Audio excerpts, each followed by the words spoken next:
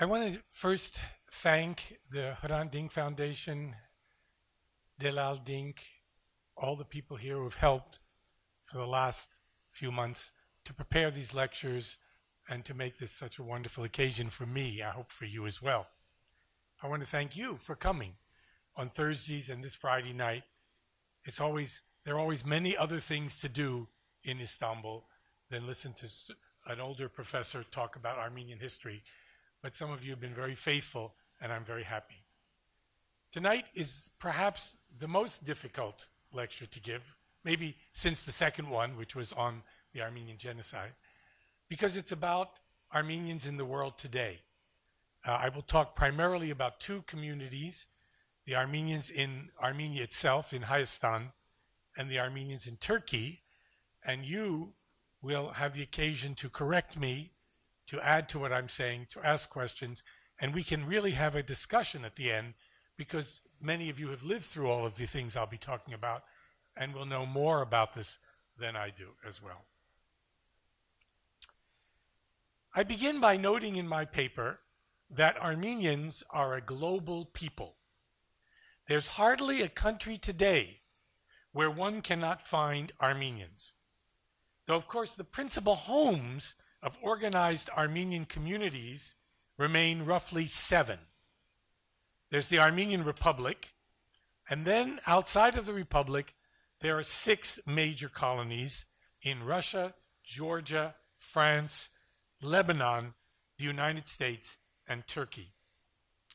Armenians, then, as I mentioned in my last lecture, are a transnational nation. They're divided between a troubled homeland, which is insecure, and diaspora communities, each of them with their own problems and anxieties. Armenians, I want to suggest tonight, exist both in this globalizing, borderless world and in a small, beleaguered state, and try to maintain themselves somehow in a very dangerous neighborhood. Armenians in the Caucasus are surrounded by countries that are hostile to it, and Armenians in many other countries live under the threat of some kind of dispersion or assimilation. I want to put the story of the Armenians in the last 25 years in a double context of globalization and the more recent rise of nationalizing nation states. I'm going to start with a broad canvas. I'm going to talk about the way I see the world today and 3 major processes that are going on: globalization, nationalism, and the rise and maintenance of American global hegemony. People and nations have been grappling with these processes and attempting to find some stable standing point, some usable identities with which to function, how to survive, and even prosper in a rapidly changing environment.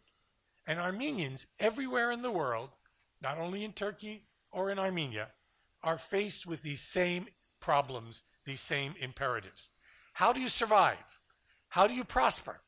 How do you maneuver in a world where most people, odarner, foreigners or strangers or non-Armenians, most other people have never heard of them or know that Armenians even exist? Now, these 3 processes that you're seeing here, globalization, the nation state or nationalism, and American hegemonic aspirations, have been moving in 2 different opposing directions. And Armenians and everybody else are caught in the middle of that. From one side, there's been a pull toward globalizing tendencies. You could call them greater cosmopolitanism, universalism, internationalism, transnationalization. You could call all of these things which people have put under the term globalization. The integration of diversity, the building of new supranational communities like the European Union. You can look and see that capital, money, finances are flowing across borders. They don't care about borders. You can see intensification of communication flows, the ease of the internet. Everyone has a little computer in their hand or in their pocket, the cell phone. You can see the problems created by labor migration, refugees, cultural homogenization. The world, in many ways, we just had hamburgers right here in Nishantashe, are becoming more and more like one another. The attraction of American culture and the American way of life as a model for the whole world. And sometimes even what you could call the globalization of taste. People all over the world drink Coke Zero or eat McDonald's. And if they're rich enough, they wear Gucci and carry Louis Vuitton. Now, with all of this, still incredible shift, you can even see countries that claim to be communist or used to be autarkic, that is, their economies cut off, like China, now integrated fully into the global economy and even strong, among the strongest proponents in favor of globalization. Even Russia and Iran participate and are affected by global markets, the flows of capital and labor, and the rising and falling of the price of oil and gas. With the collapse of the Soviet Union and the end of the Soviet bloc around 1991, we now live in a unipolar world. There's one big, giant, hegemonic country, the United States, the only superpower that thinks it is militarily beyond challenge by any state or any combination of states. Now, from the other side, there's also the tearing apart of the world. There are movements toward turning inward, toward parochialism, localism, nationalism, and various particularitisms, post-imperial, anti-Western nationalisms.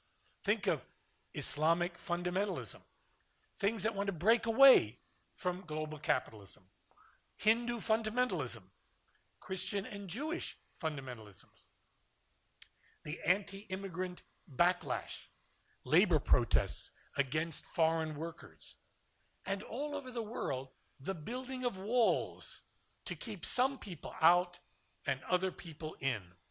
Actually, more people have been killed trying to cross the wall or the border between the United States and Mexico than were ever killed trying to cross the Berlin Wall, but people don't even know their names.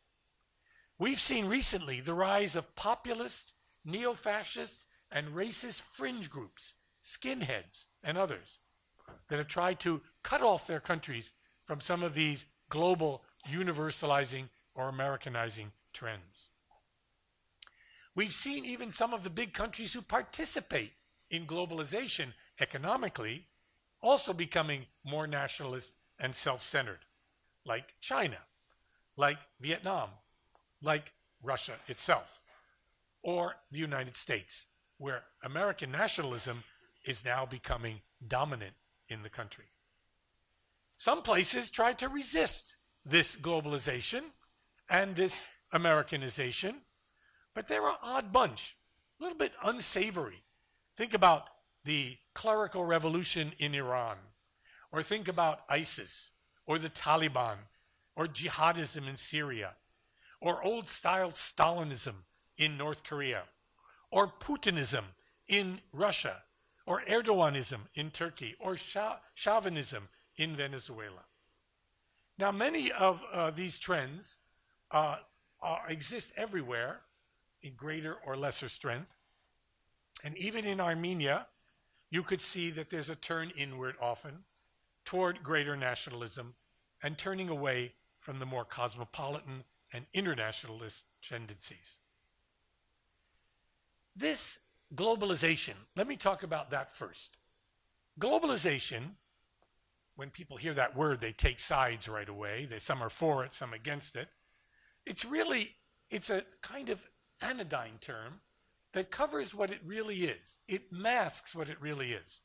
What it really is the spread and penetration of internationalizing capitalism. It's about capitalism and all of its effects. It is, of course, both a set of material processes, which I mentioned, labor migration, capital markets, etc., multinational corporations, and so forth. And it's also a number of ideas or rhetorics or discourses, discursive claims about the essential need for free trade and the reduction of state interference in the economy. Let the market do it all. Forget about the state. This is what the neoliberals proclaim. Now, globalization is not new. There was a famous German philosopher some century and a half ago. You may recognize him. No, this is not the poet Walt Whitman. This is Karl Marx. And Karl Marx, in his prescient text, Communist Manifesto, noted how internationalizing capitalism was. And remember, when he wrote this in 1847-48 with his friend Friedrich Engels, capitalism only existed in a few countries on the coasts of Europe, on the Atlantic coast. In America, a little bit, England, France, and Germany. But here's what Marx wrote in that pamphlet. The bourgeoisie, that is capitalists, cannot exist without constantly revolutionizing the instruments of production, and therefore the relations of production, and with them the whole relations of society. Conservation of the old modes of production in unaltered form was, on the contrary, the first condition of existence for all earlier industrial classes. But constant revolutionizing of production, uninterrupted disturbance of all social conditions, what an incredible phrase, uninterrupted disturbance of all social conditions, everlasting uncertainty and agitation distinguish the bourgeois epoch from all earlier ones. Constant change. And then he writes this beautiful, almost poetic set of sentences. All fixed, fast frozen relations with their train of ancient and venerable prejudices and opinions are swept away. All new formed ones become antiquated before they can ossify. And then this wonderful phrase, all that is solid melts into air. All that is holy is profaned, and man is at last compelled to face with sober senses his real conditions of life and relations with his own kind. What Marx is describing is what people now call modernity. The constant changes, which are so rapid that people cannot find a safe place to stand. They feel frightened. The world is moving too fast. And so they turn inward to some safety, maybe the family, maybe traditions, maybe their nation, building a wall, a place where they can feel safe. Now, Marx was right about the development of capitalism. But he also said in that same pamphlet that nations would disappear, that the workers had no country of their own. But in fact, it didn't quite work out that way, because indeed, nationalism and nations did survive. And they survived, perhaps, as I'm suggesting, precisely because they represented an alternative to capitalism and all these breaking down of borders. So let's think a minute about nations and nationalism. Now, some of what I'm saying tonight is a review of some of the points I've made in earlier lectures. They're coming together in a new synthesis here. So these nations and nationalism didn't disappear, but in fact, even though capitalism and markets were crossing borders and disregarding the restraints of nations, and even then, the nations survived. And the question becomes, why is that so? And what I'm suggesting is they still have a place to play, a role to play in capitalism. Most markets are national. They produce for themselves. Banks have to live somewhere, right? They live in nations. Laws are still produced by nations. And they provide this haven, this harbor, this safe space when everything is changing rapidly all around you, and strangers are moving into your country. Things are not understood anymore. You're losing what you hold dear. Now, in the rise of capitalism, there were three globalizing moments, 3 moments of globalization.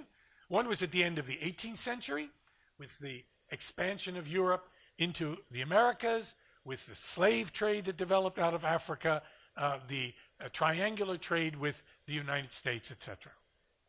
The second round was at the end of the 19th century, the period of the scramble for Africa, the rise of imperialism, the idea that Europe should control the whole globe, and took over about 70 or 80% of all countries in the world, the period of colonialization.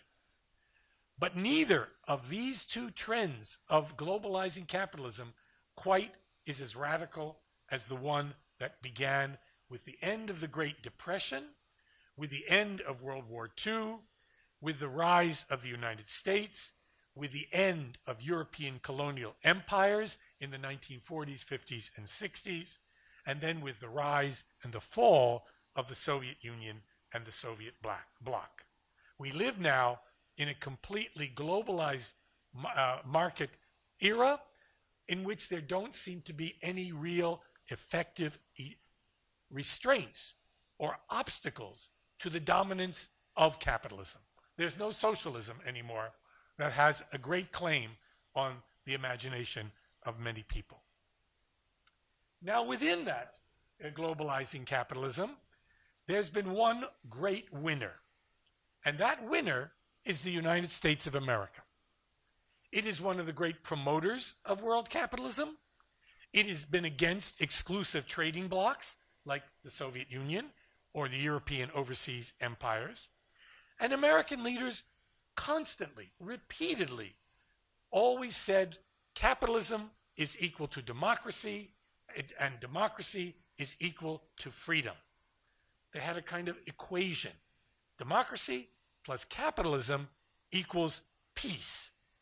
And this happened right from World War II on, despite all the military interventions and coups d'etats supported by the United States, as in Iran, Guatemala, Chile, or the various invasions of Iraq.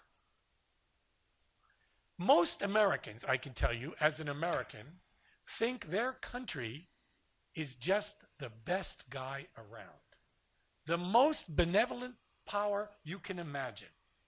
A country whose national interests magically conform with the interests of all other countries. If only they knew that. Democracy, capitalism, and Western values are assumed to be good for and desired by everyone. Now, sometimes some American leaders will actually carry out this policy to make everyone like us, with bayonets and tanks and planes and drones and guns.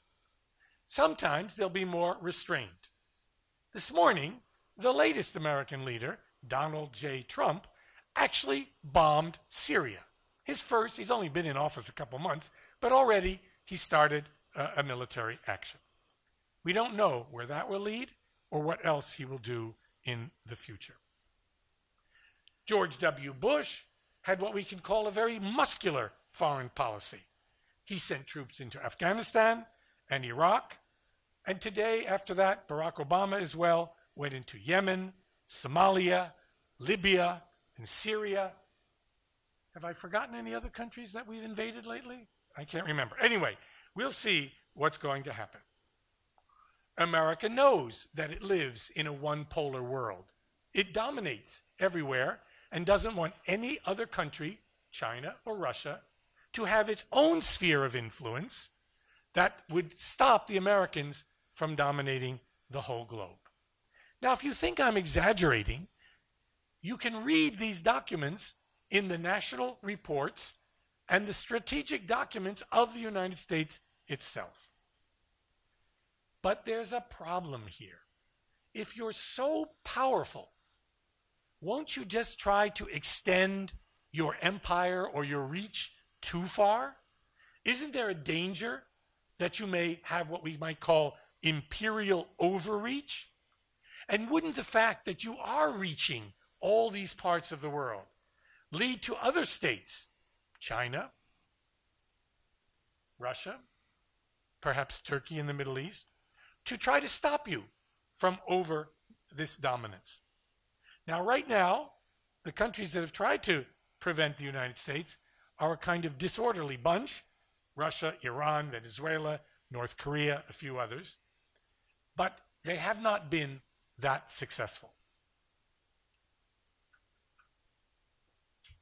Years ago, 100 years ago, when I started these lectures, I didn't start the lectures 100 years ago, but I started to talk about history 100 years ago, the world was dominated by empires.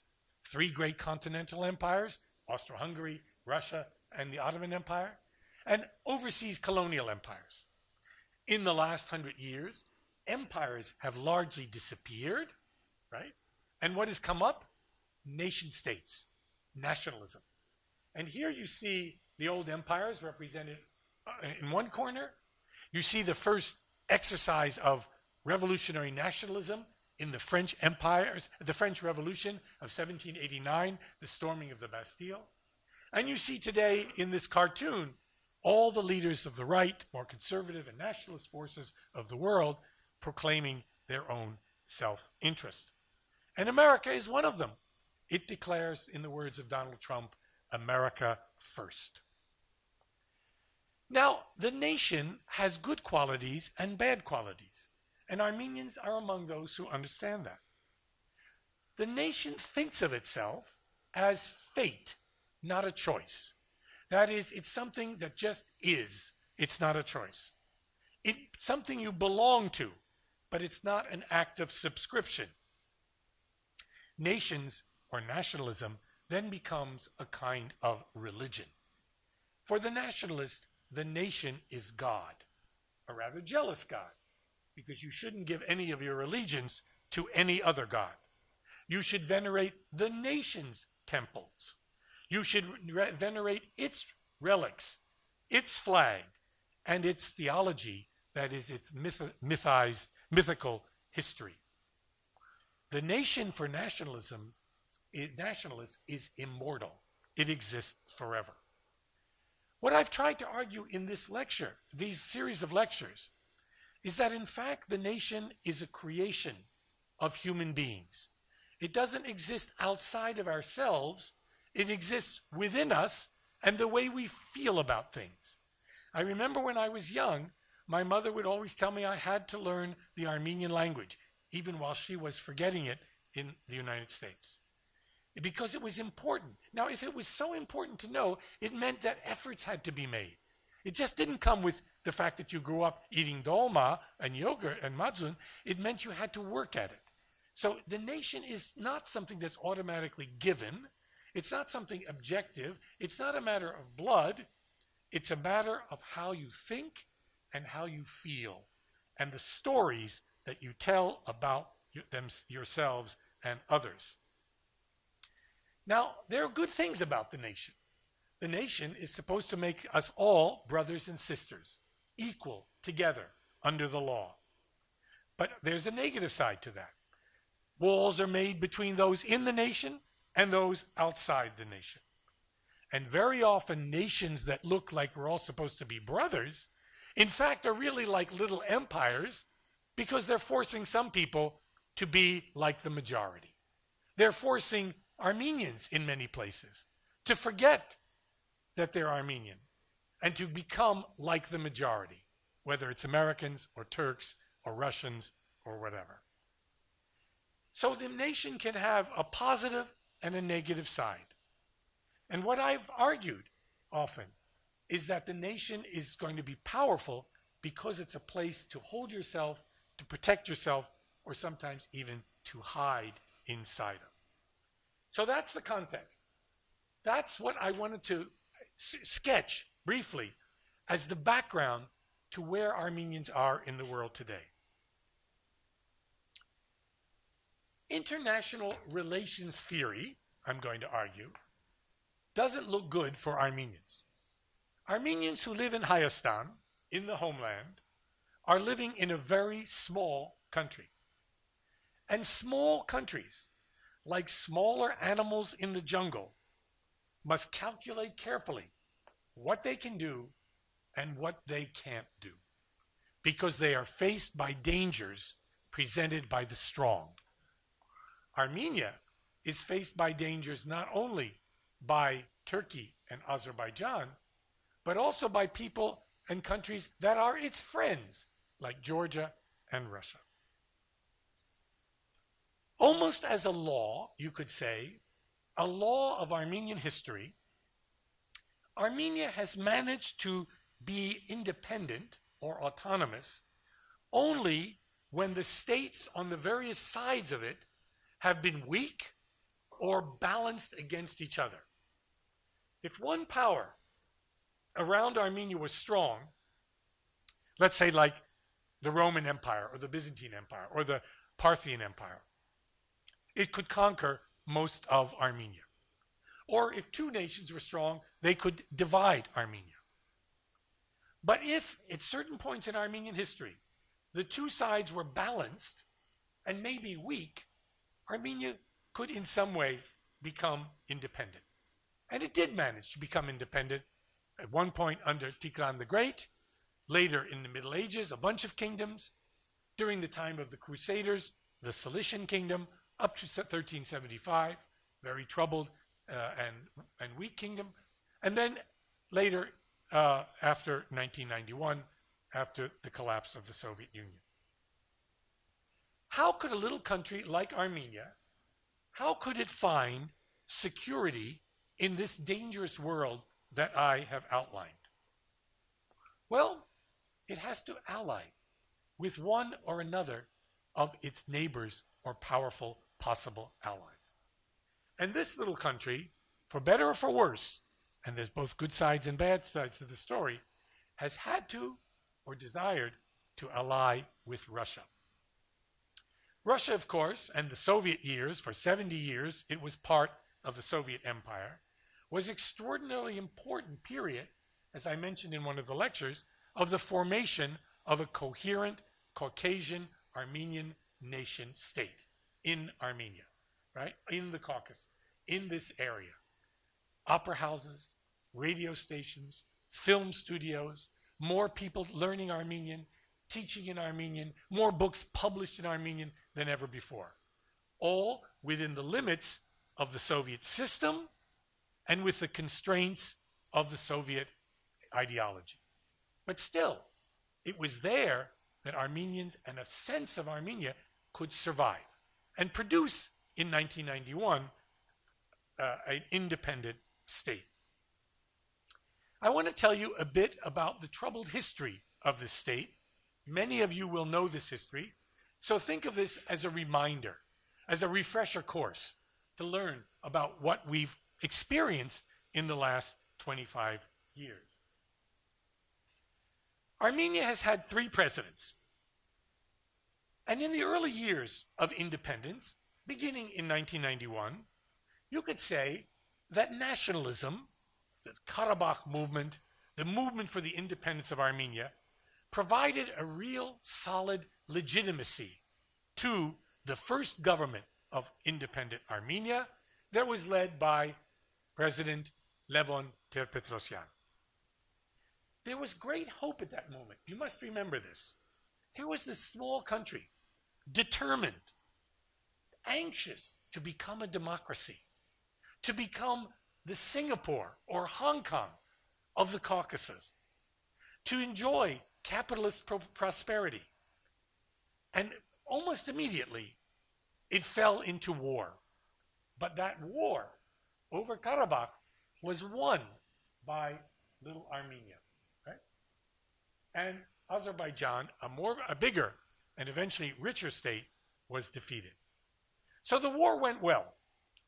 Though there were those in Armenia who were opposed to the war not going fast enough, or not victorious enough, or not taking enough land, or whatever.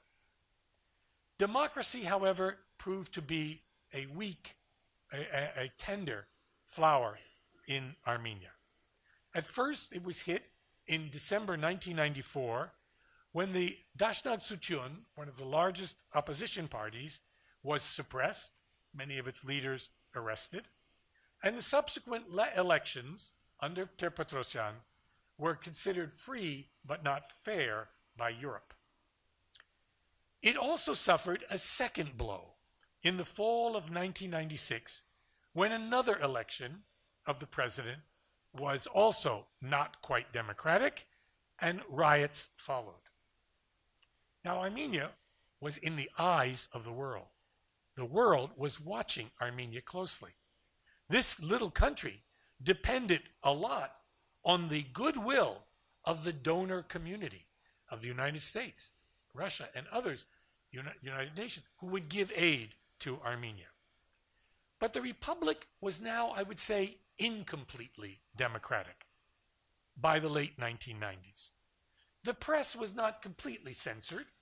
Opposition existed, but it became more and more difficult for others besides the existing leaders to win elections. Eventually, in 1998, Ter-Petrosyan fell from power in what you might call a constitutional coup d'etat, and Robert Kocharyan came to power. The first thing to note is that the three presidents all came out of the Karabakh movement, and the last two are actually Karabakhsis. They're from Karabakh. But essentially, it's the same elite that's run the country for the last 25 years. But within that elite, there are fractions and conflicts between Kocharyan and Sarkisyan, between Ter-Petrosyan and Sarkisyan, etc. The Kocharyan government made certain concessions, re-legalized the Dashnak Sutyun, shifted its policy on Karabakh, became less friendly to Turkey than Ter-Petrosyan had been, and made more of a fuss over recognition of the genocide than his predecessor had done. And yet, for the most part, the personnel and the politics were similar. The Karabakhsis solidified themselves in power and, at the same time, linked themselves to wealthy oligarchs who had benefited from the economic privatization of the economy, selling off the Soviet economy, and close ties to the government. And so what you have developing in Armenia already by the year 2000 is a kind of close-knit group of people, economic giants, and political leaders who work together, and by doing so, keep ordinary people out of politics, except for the occasional election. Why would Armenians put up with this? Because there was war, because the country was in danger, and you had to think about security.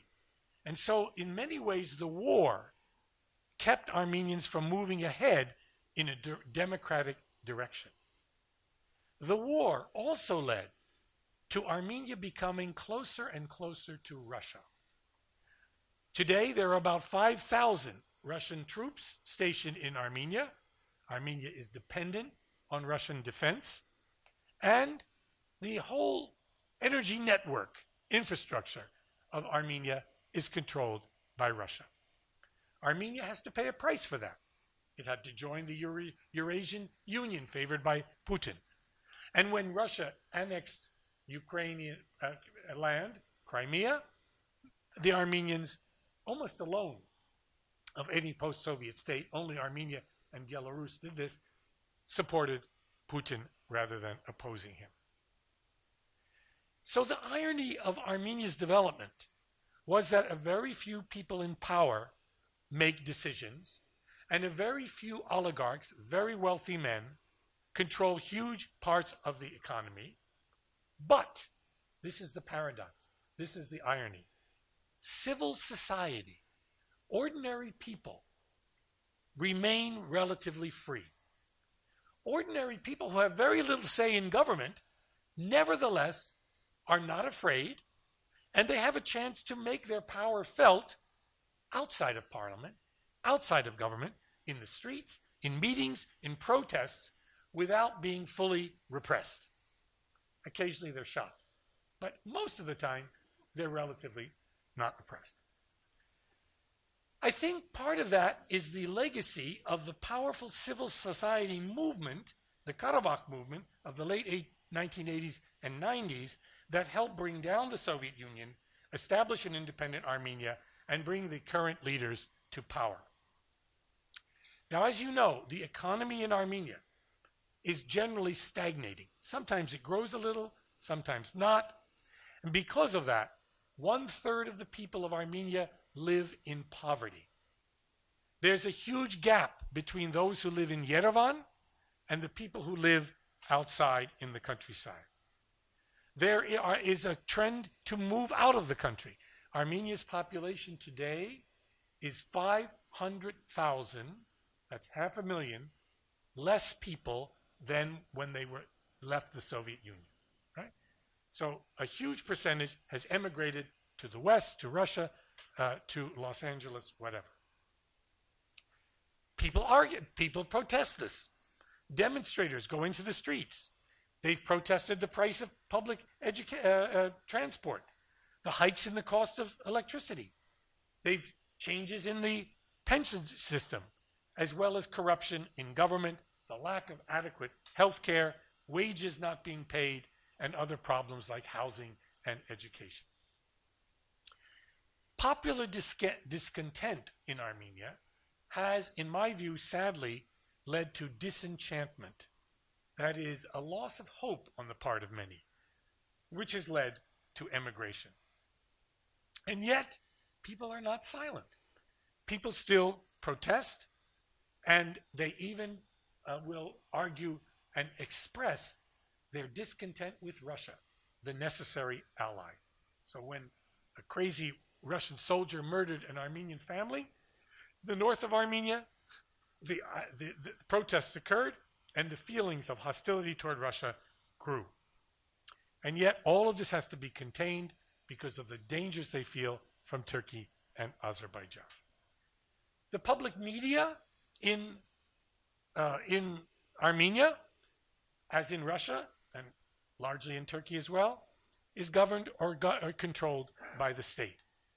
But in Armenia, the internet operates freely, and you can express alternative views through social media.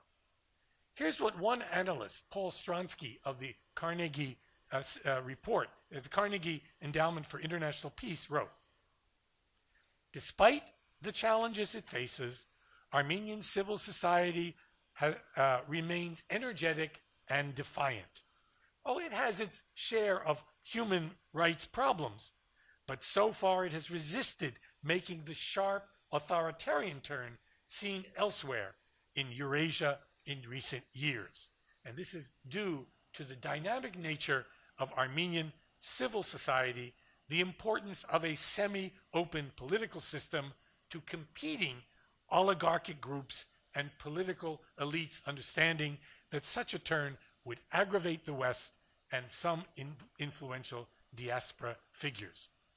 So it is not completely dominated either by Russia or its own elites, but it is not by any means a fully democratic country. Two other things I should mention. Armenia has suffered degrees of violence through these years of independence. Remember, not only the war in Karabakh, in which some 30,000 people have been killed, if not more. In 1991, the unbelievable event of a hostage-taking and murder of the Prime Minister, the Minister of Defense, and other government officials in the parliament itself. There was violence after Serge Sargsyan was elected in 2008, and when he defeated Ter Petrosyan's bid for re-emergence. There was an outbreak of violence and killing in the Karabakh War just last year in April. 100 people killed. And in July of last year, a radical nationalist group called Sasna Tserer, sort of David of Sassoon, Sassoonsi people, seized a political station and held hostages for 2 weeks. They were dispersed finally in a police attack that led 60 people injured. Now, this movement that has come to power, this Karabakh movement, still allows free elections, And just this last weeks or so, there were parliamentary elections, which Europe acknowledged were relatively free. The ruling party, the Republican Party, remains in power. So the picture in Armenia itself is a mixed picture. You can see the vitality of ordinary Armenians, but you can also see the heavy hand of the political and economic elite. How we get out of that? Hard to say.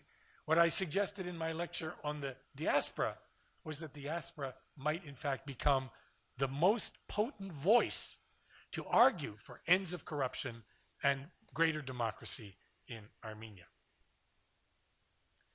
Now let's move to Turkey itself. These last 25 years have seen monumental changes for Armenians in Turkey. Many of them have been positive, many of them negative. This man, of course, known to all of us, Hrant Dink, was an important representative and initiator of many of these changes. He was one of those who founded Agos, that feisty little newspaper that in fact has become one of the major voices for democracy and human rights in Turkey today. Remember the small publishing house, now located in a basement on İstiklal Caddesi, in the center of Beyoğlu, Aras Yayıncılık, Aras Publishing, which manages to publish dozens of works in both Armenian and Turkish, including very good books, my own included, on the Armenian genocide. Think about the articles by prominent figures like Etienne Matroubian, or the best-selling book Anneannem by Fethiye Çetin, also appearing in the last decades in Turkey. And think about how far the discussion went on the idea of 1915, of the genocide, which became a public topic in Turkey in the 2000s. The dam was broken, and for many years, until the last few years, one could say all kinds of things that had been impossible before. But, of course, officially, the discourse about the genocide did not change. In fact, genocide officially did not exist.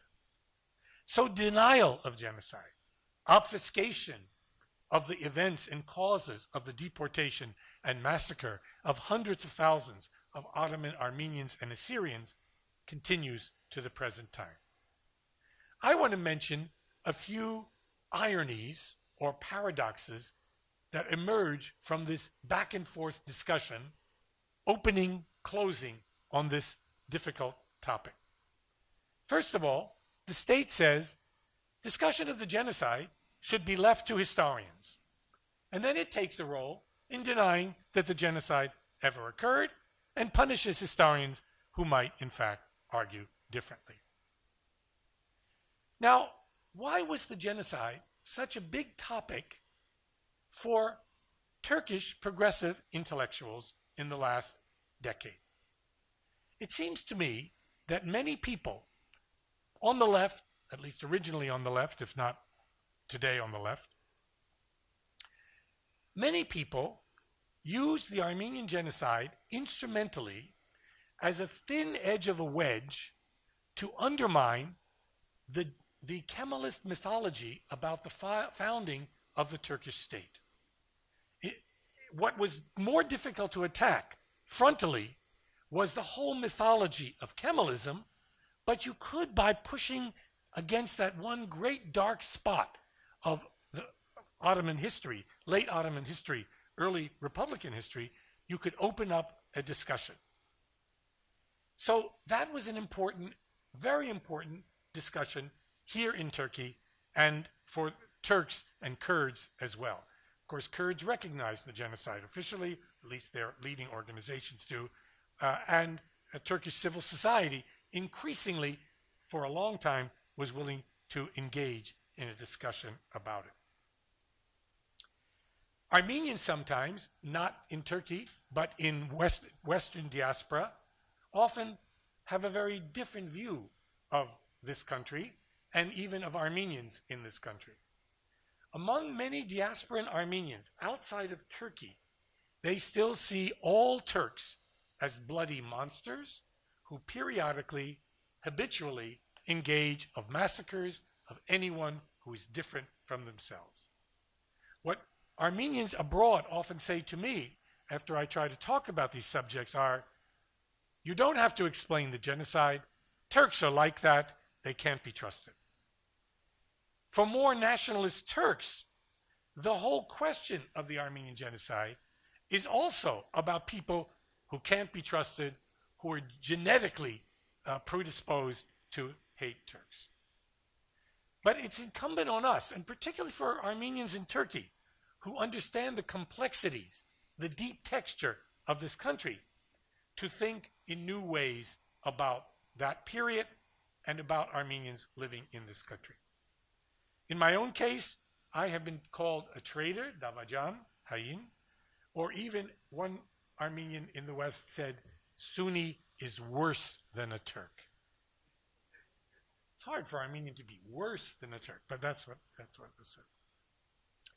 In any case, things are moved forward for a long time. Now, I believe that there's another irony or paradox of what happened at the beginning of the 20th century that affected not only Armenians, but all the people of Turkey in the last century.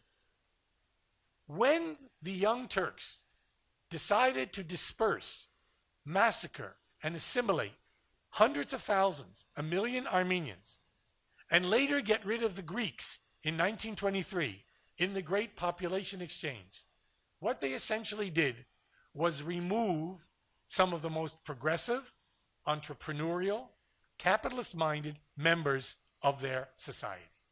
They eliminated largely their own bourgeoisie. And once they did that, they were left with a country that needed to create a new bourgeoisie, a new capitalist class, and in the absence of one that existed, they would get one eventually by appropriating property of Armenians and Greeks, but in the absence, the state became even more powerful. It became one of the key elements in developing the country. So in some ways, the genocide drove Turkey backwards. It made it a less developed country that it took the next 100 years for the country to catch up. I spent this last week with my daughter Anush in Van, extraordinary city, an Armenian city in 1915, and today a Kurdish city. And in that Kurdish city, you could feel that this was an empire, that city was colonized, that it's sumerge, that it is in fact police all over the place. Even the truck blaring Evet down the street was followed by a huge tank behind it, a armored personnel carrier. The city is practically occupied. Now think, where have we gone in 100 years? History doesn't leave you. It just changes. And if terrible things happen, terrible things must follow. Turkey is a funny country in the sense that ethnicity is supposed to be invisible. Everyone is supposed to be a Turk. And yet, increasingly, in the last decades, as the AKP, before the last few years, opened up discussions in the country, all kinds of people discovered their own prior ethnicity. It seems almost as if every taxi driver that you go to who says he's a Kurd will follow that with saying, and by the way, my grandmother is an Armenian. So people are discovering the complexity of their own history, of their own past, and of the history of their own peoples. Now, I like this particular map particularly because it shows diversity in Turkey. This is about regions, but Turkey is still a very diverse country. Between Western Turkey and Eastern Turkey, it's as if you're in two different worlds. There are different peoples here. They're not going to disappear. Kurds are not leaving. And by the way, Armenians aren't leaving either. Much progress has been made in this country. There are people who simply will stand up, who will work hard and who'll try to maintain what has other people think has been lost. We can congratulate the Turks and even the Turkish government and the AKP for its first periods in power when it effectively expanded democracy in this country. And then there was a sudden turn. There was a turn after a while toward a more authoritarian regime. It seems to me that Turkey is at a kind of crossroads today, trying in some sense to decide, yes or no, will it go in a more democratic direction or will it pull back? I'm going to tell very briefly the story of the last few years as a series of political earthquakes. Here was Turkey emerging in the world that I sketched out in the beginning, this modern world of international capitalism. When I came to Turkey in the 1990s and then early before 2010 or so, I saw an educational system which was producing a more cosmopolitan generation of students and teachers. I found that it was very more difficult for the government to maintain the former conformity of state-generated attitudes.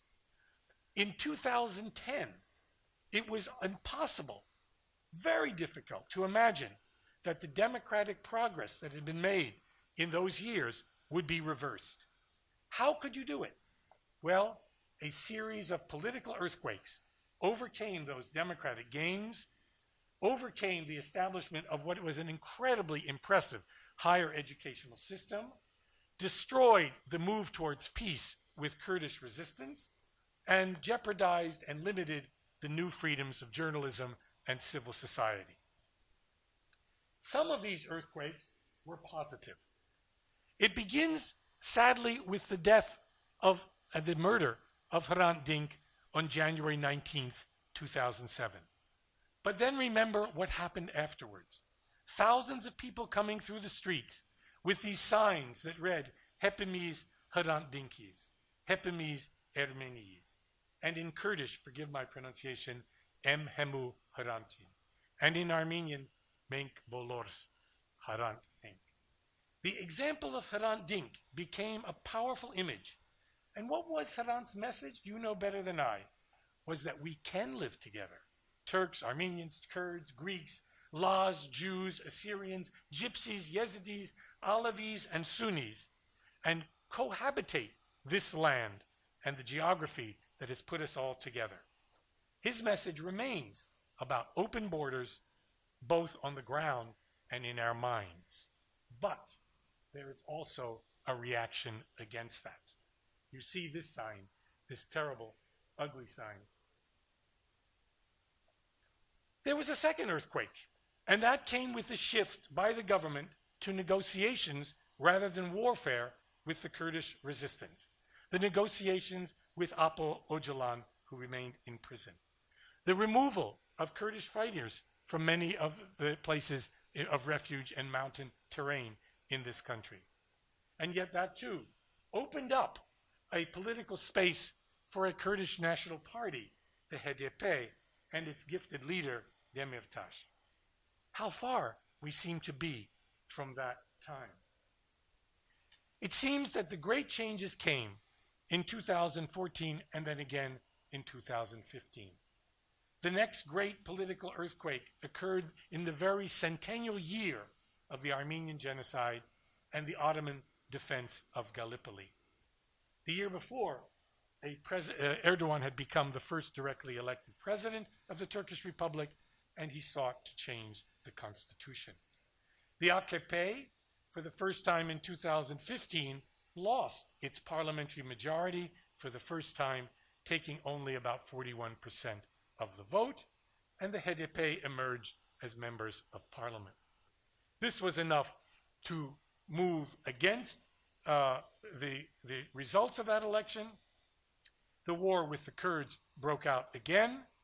In fright, people went the other way, and they voted to give a majority, for 49.5%, not quite a majority, to the AKP. Which brings us to the world we're in today.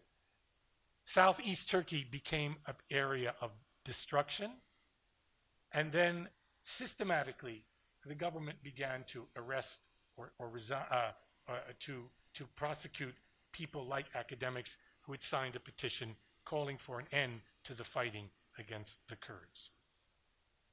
A war of words developed. Everyone seemed to be now a terrorist if you simply opposed the government.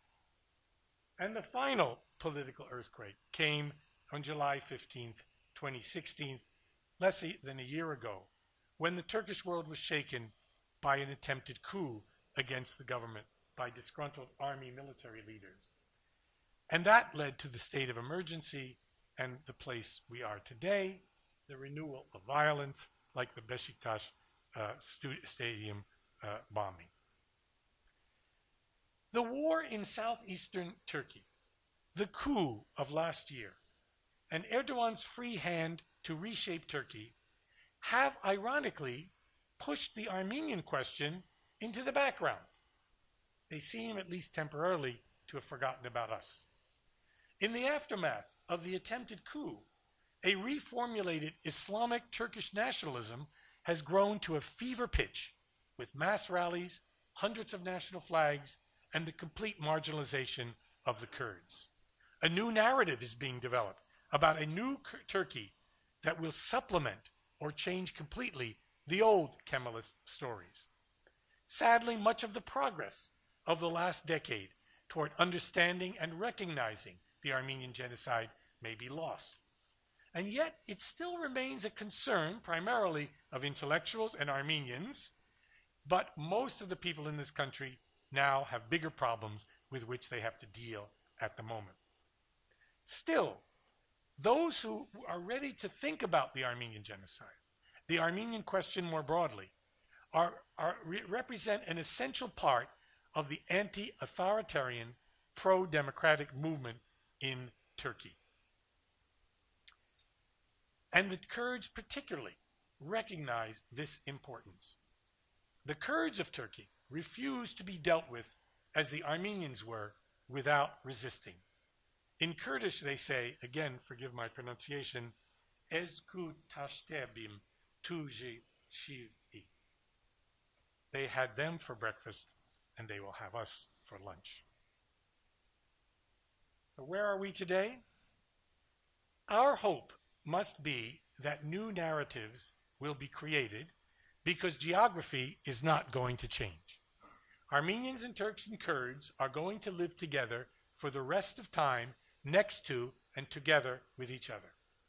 Only by elaborating new ways of telling the stories of the terrible past, and only by exposing the foundational crimes on which modern states have been made, only then can we imagine that we will be able to live together in the 21st century. Perhaps we can learn to appreciate anew the kinds of living together while remaining distinct that before was characteristic of the empires with which we began these lectures. Not accidentally, the study of empires has gained a new relevance in our globalizing world. Can we go beyond the narrowness of nation states? Can we question the naturalness and inevitability of nations? Can this become a healthier way to live? Maybe that will be a starting point for a post-national imaginary that questions the right of a so-called titular nation to possess the state, a new narrative that interrogates and undermines the very notion of exclusive sovereignty. We are trapped, actually, in a kind of 19th century conception of space, place, and culture overlapping and limiting each other. And it seems to me we have to get beyond that, beyond the dominant framings passed down to us by this discourse of the nation. And perhaps that's the potentially emancipatory legacy of the late Armenian destruction, the late Ottoman destruction of Armenians. Light at the end of the tunnel. It's important to remember, and I've emphasized this in these lectures, that nations are congealed histories. They are made up of stories that people tell about the past and about who they are. Histories, in turn, are based on memories organized into narratives. Whatever actually happened is far less important than how it is remembered. What is remembered and what is forgotten or repressed provides the shape, the template through which the world is understood. Nationalist violence or interethnic cooperation, tolerance or repression depend on that narrative. What tales are told of injustice, oppression, or betrayal? Now, the tellers of the tales have enormous power, but not absolute power. The tellers of the tale, whether they be governors or presidents or teachers, can shape, reshape, edit, and share their stories. Ordinary people also have memories and also can tell these stories. Governments will tell their own versions of what happened and how we got where we are. They tell their own convenient histories to hide the dark spots and create myths that glorify themselves. But we are also tellers of tales. We are also narrators of history and therefore makers of our own destiny. We must struggle to understand what happened, that's what we've tried to do in these lectures, to tell truthful stories, stories that will empower the powerless and illuminate the way forward. And we must remain optimistic. We must believe in these dark and troubled times, there is light at the end of the tunnel. The only problem is, our job is to find that tunnel.